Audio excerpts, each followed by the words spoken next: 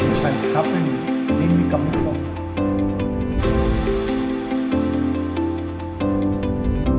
Good. Janey, thank you very much for being here today. Pleasure speaking to you. Thank you for Uh, having me. Pleasure.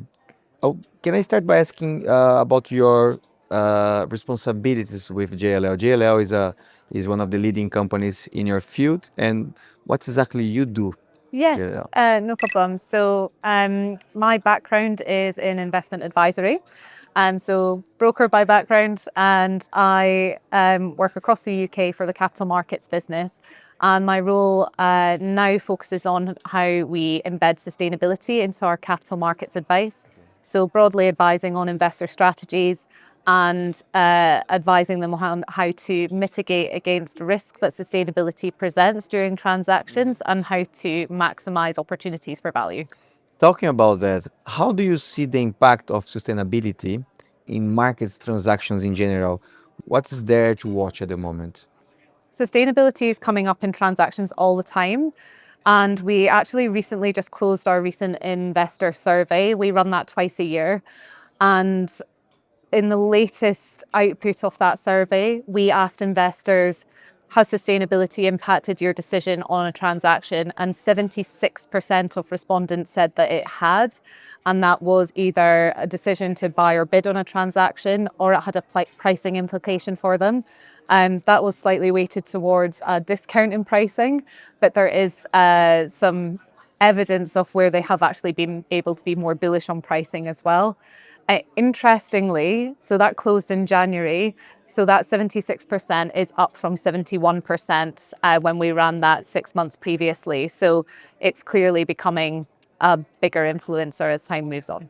And when it comes to the investor sentiment towards to sustainability in the market transactions, can you tell us a little bit more about how this is playing at the moment? Yeah, I think we're starting to see that spread throughout different types of capital. Like previously, it was probably weighted to more towards those who are more risk averse. So core capital, institutional, often had to respond to sustainability pressures perhaps earlier than other types of capital in the market. So it's not a new theme for them. However, as the market matures, we're starting to see more of those value add opportunistic buyers become more sensitive to sustainability. And particularly, we're seeing more questions from private equity groups when it comes to acquisitions.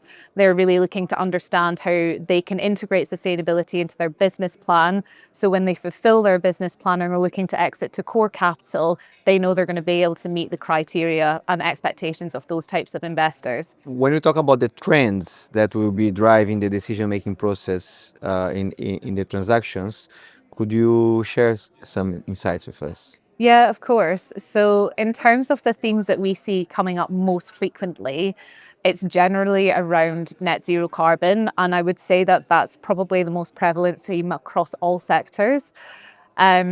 Regulatory risk is obviously there as well. And interestingly, what we've seen from our transaction data is that net zero will stay the course. That seems to be the major influencer. But what's creeping down the priority list is certifications, and what's creeping up is climate risk. So it'll be really interesting to see how that develops over the course of 2025. If you had to summarize everything that's in your mind right now with the conversations with the investors, with the property owners, if you had to have one takeaway from this conversation from our audience, what would that be? My takeaway would be that sustainability risk is liquidity risk. It is not going away. It is a long-term investment consideration. So my advice would be to see value and maximize liquidity and de-risk your assets is to stay the course with your sustainability strategies. Perfect. Thank you very much, Jenny. Thank you. From acquisition, which has happened mainly coming from. Good.